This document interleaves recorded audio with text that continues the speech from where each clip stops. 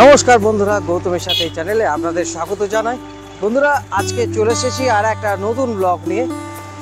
সাথে থাকুন, দেখতে থাকুন। চলুন আমরা কোথায় যাচ্ছি দেখতে থাকুন এবং কাদের সঙ্গে কথা বলবো, কোথায় যাব চোখ রাখুন। আজকে শ্রাবণ মাসের চতুর্থ সোমবার। শিবের মাথায় দুধ জল ঢালা হচ্ছে, চারিদিকে উন্মাদনা, এবং তার সাথে আমরা পৌঁছে যাব। সকাল সকাল বেরিয়েছি, দেখতে পাচ্ছেন এখানে স্যার রয়েছেন এবং বরাবর যেভাবে সমাজের কাজ করে চলেছেন নিঃশব্দে। চলুন আর একবার আমরা ভাগিদার হই। বাইকের পেছনে যেভাবে পা রেখেছেন,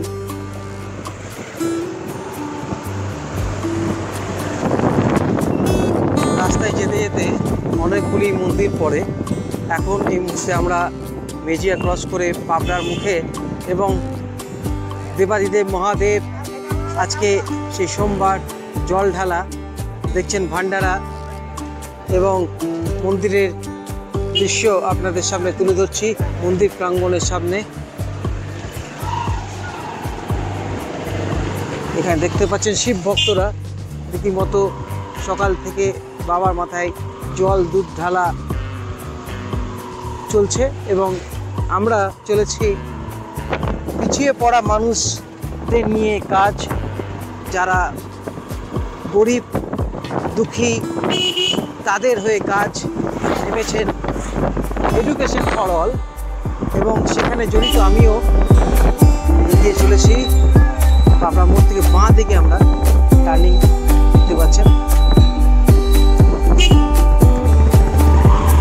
আদিবাসী গ্রাম,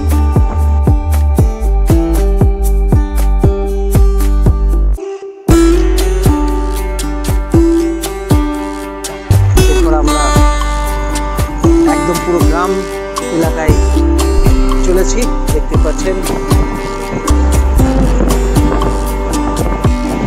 আমরা এখন প্রবেশ করলাম রাম জীবনপুর গ্রাম, প্রত্যন্ত গ্রাম। দেখতে পাচ্ছেন মাটির বাড়ি এবং টালি। দেখতে পাচ্ছেন এই মুহূর্তে আদিবাসী গ্রাম রাম জীবনপুর আমরা পৌঁছে গেছি। এই মুহূর্তে আপনাদের সে দৃশ্য দেখানোর চেষ্টা করছি। প্রত্যন্ত আদিবাসী গ্রাম রাম জীবনপুর, এই সেই মাটির বাড়ি মনকে খুব আকর্ষণ করে। বন্ধুরা দেখতে থাকুন, আপনাদের সবার সঙ্গে আলাপ করাবো এবং এই গ্রামের যারা কচি কাচারা রয়েছে তাদের সঙ্গে আলাপ করাবো।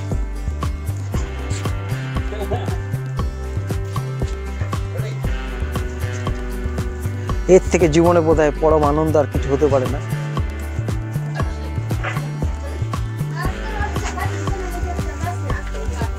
চলুন আমরা মাটির বাড়িতে আপনাদের এই মুহূর্তে দেখানোর চেষ্টা করি।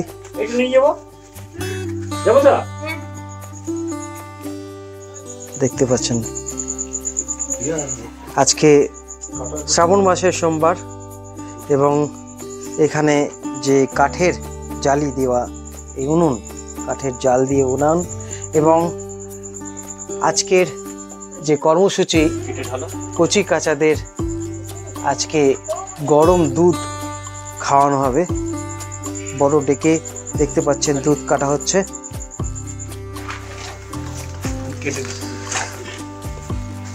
দেখতে পাচ্ছেন বন্ধুরা কাঠের জালে এই উনুন।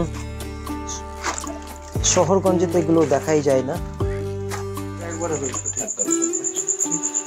ঘরটি খুব ছোট, কিন্তু যারা এখানে বসবাস করেন তাদের মনটি কিন্তু খুব বড়। তো স্যার কি বলবেন? শুভ শ্রাবণ সোমবার। হ্যাঁ, আজকে আমরা সবাই মহাদেবের মাথায় জল ঢালতে যাই, এবং আমাদের এটা আমরা বাচ্চাদেরকে, এই আমাদের একজন ভাই কালী ও নিয়ে এসছে ও বাচ্চাদেরকে দুধ খাওয়ানোর জন্য। তো এখানে আমরা দুধটা গরম করছি এবং এটা এবার গরম করে নিয়ে যাব বাচ্চাদের জন্য। বাচ্চারা অন্য জায়গায় দাঁড়িয়ে রয়েছে। আর আমরা মূলত শিক্ষার কাজ করি। এরা সবাই আমাদের কোচিং সেন্টারে পড়ে, এরা সবাই প্রথম জেনারেশন লার্নার। আর শিক্ষার সাথে সাথে মানবিক দিকটিও যাতে এদের মজবুত হয় সেটাও চেষ্টা করছি সবাই মিলে। আমাদের সাধন স্যার রয়েছেন, সাধন স্যার অনবরত মানে নিরলস এদের জন্য কাজ করে যাচ্ছেন। সবই আপনারা সঙ্গে থাকুন যাতে এদের মধ্যে পড়াশোনা আরও বেশি মান উন্নত হয় আর এদের জন্য আরও কাজ করতে পারি। দেখতে পাচ্ছেন বন্ধুরা, রীতিমতো যে উনুনের আগুন বাড়ানোর জন্য কিভাবে নলের সাহায্যে ফুঁ দিয়ে আগুনকে আরও বাড়িয়ে তোলা, এইসব দৃশ্য খুব কম দেখা যায়। বন্ধুরা, আপনারা দেখছেন এই মাটির বাড়ি এবং তার সাথে এই টালির যে আচ্ছাদন রয়েছে কিন্তু রীতিমতো ভেঙে পড়েছে এবং বর্ষাকাল রীতিমতো কিন্তু এই বৃষ্টির জল কিন্তু বাড়ির ভেতরেও প্রবেশ করছে। মানে অনেকে জল পড়ে, মানে জল হইলে মানে এখানে সেখানে মানে কাদা হয় অনেকে, এইগুলোতে পড়ে, অনেকেই পড়ে এগুলাতে। ঘর কাদা হয়ে যায় না? হ্যাঁ, আর এগুলো মানে এবছর তো বৃষ্টি হয়নি বলে শুকনো আছে, নাহলে অনেকে ভিজে যায়, মানে হ্যাঁ কাদা হয়ে যায়, জল ঢুকে ঘরে আমাদের। রীতিমতো এখানে দেখতে পাচ্ছেন গরিব আদিবাসী যে মেয়েরা রয়েছে পিছিয়ে পড়া এবং রীতিমতো এডুকেশন ফর অল, তারা কিন্তু যেভাবে এগিয়ে চলেছে। এবং তোমাদের নামগুলো বলো, পরিচয়গুলো দাও। পূর্বাশা মুদিগড়া। এই গ্রামেই থাকো? এখানেই বাড়ি? তোমাদের? আমাদের কি কষ্ট হচ্ছে? হ্যাঁ, কি অসুবিধা হচ্ছে তোমাদের? বই খাতা ভিজে যাচ্ছে, জল হচ্ছে চালির দিকে পড়ছে। তোমাদের? স্যার আমাদেরও। বলো বলো, আর কি অসুবিধা হচ্ছে? স্যার আমাদের বাড়িতে জল পড়ে বৃষ্টি হলে। বলো। স্যার আমাদেরও বৃষ্টি হলে বই গেলে ভিজে যায়। এগুলো দেখতে পাচ্ছেন, এই বৃষ্টিতে এই যে তুমুল বৃষ্টি হলো, এই বৃষ্টির ফলে বাড়িতে কিন্তু প্রচুর জল ঢুকে গেছে। আর সবচেয়ে দুঃখজনক বা হৃদয় বিদারক কথা, এদের যে বইগুলো এদেরকে পড়ার বই দিয়েছিলাম বা খাতা দিয়েছিলাম, সবগুলো কিন্তু ভিজে গেছে। হ্যাঁ, তো এদেরকে এই আপনাদের চ্যানেল থেকে মানুষের কাছে আবেদন করছি, এদের জন্য একটু ভাবুন। এই গৌতম দা এসছেন, তো গৌতম দা এসছেন মানে গৌতম দা সবসময় আমাদের সঙ্গে থাকেন। এই বেশ কিছুদিন ধরে গৌতম দা আমাদের কাজকর্ম দেখে অভিভূত, আর গৌতম দা সবসময় আমাদের সঙ্গে জড়িত রয়েছেন। আপনারা রানীগঞ্জের বুকেও গৌতম দার কাজ দেখেছেন আমাদের সঙ্গে।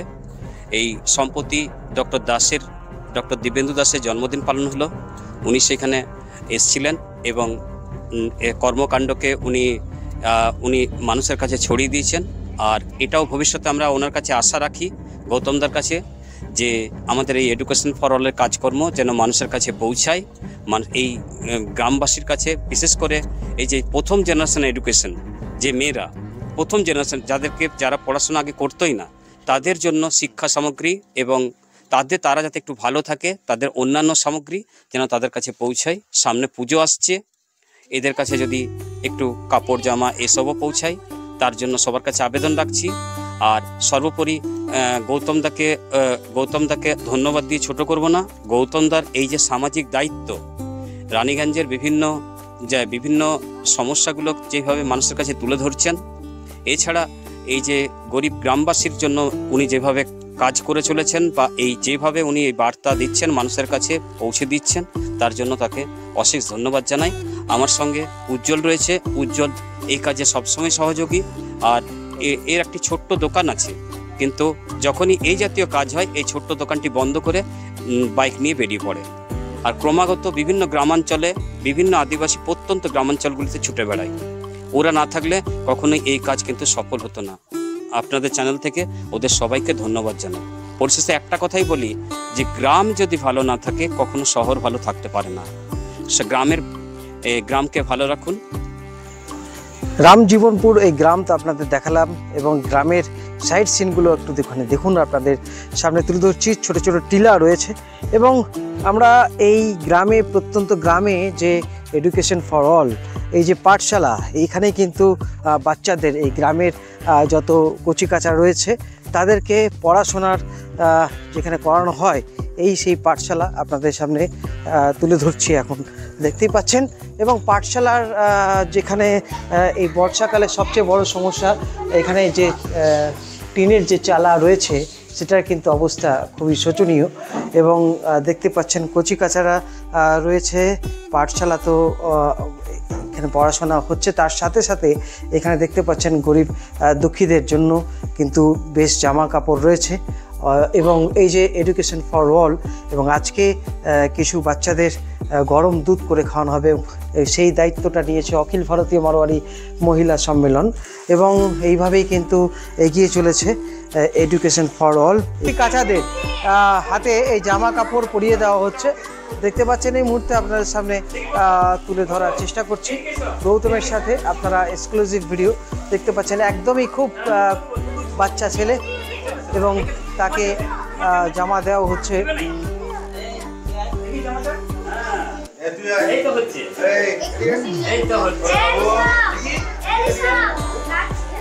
দেখতে পাচ্ছেন প্রত্যেকেরই কিন্তু জামা চলে এসেছে।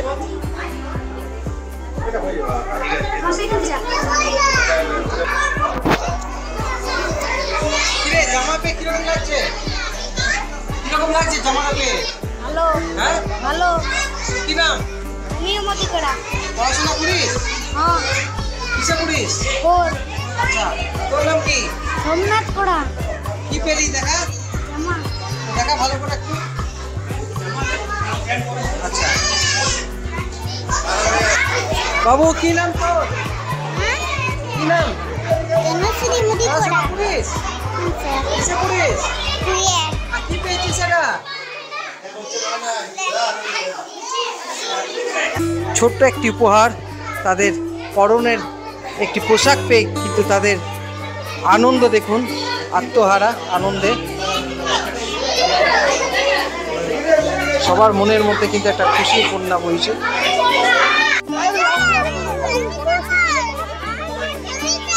বন্ধুরা দেখতে পাচ্ছেন, পোশাক তো হলো, এরপর একটুখানি খাওয়া দাওয়ার পালা। গরম দুধ চলে এসছে, সবাইকে কিন্তু গরম দুধ এবং তার সাথে বিস্কিট দেওয়া হবে।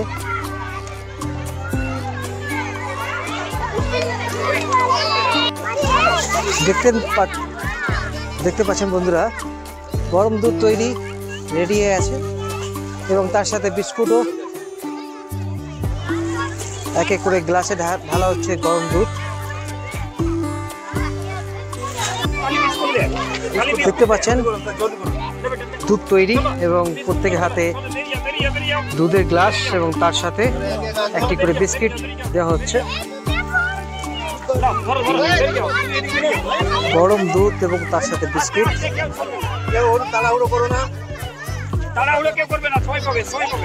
দেখছেন গৌতমের সাথে এক আদিবাসী গ্রাম, এখানে যারা পিছিয়ে পড়া মানুষ, আপনাদের দেখালাম যে তারা কিভাবে জীবনযাপন করে, তাদের মাটির বাড়ি কিভাবে ফুটো হয়ে আছে, কিভাবে জল পড়ছে, তার সাথে আপনাদের দেখালাম এই কচিকাচারা আগামী দিনের ভবিষ্যৎ, এবং তারা কিভাবে রয়েছে, এবং তাদেরকে একটু খুশি করার জন্য কিন্তু আজকে এই সোমবার তাদের মুখে হাসি ফোটানোর জন্য তাদেরকে পোশাক এবং তার সাথে গরম দুধ এবং বিস্কিট দেওয়া হচ্ছে। এই মুহূর্তে দেখছেন আমরা রয়েছি রামজীবনপুর এক আদিবাসী গ্রামে।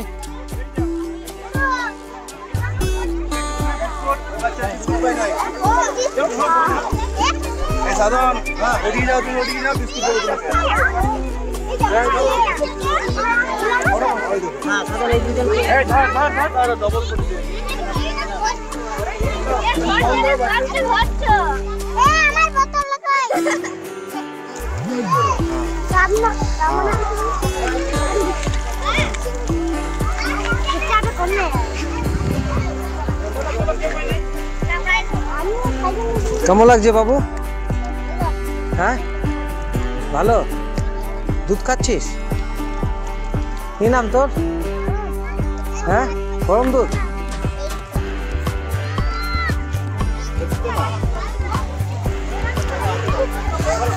রীতিমতো ছোট পাহাড়ের কোলে, এবং এই মুহূর্তে আপনারা দেখতে পাচ্ছেন। আপনাদের সামনে তুলে ধরলাম এক গ্রাম্য চিত্র আপনাদের সামনে তুলে ধরলাম। আপনাদের ব্লগ যদি ভালো লেগে থাকে প্রচুর পরিমাণে এই ভিডিওটি শেয়ার করুন এবং এইভাবেই দেখতে থাকুন, পাশে থাকুন গৌতমের সাথে।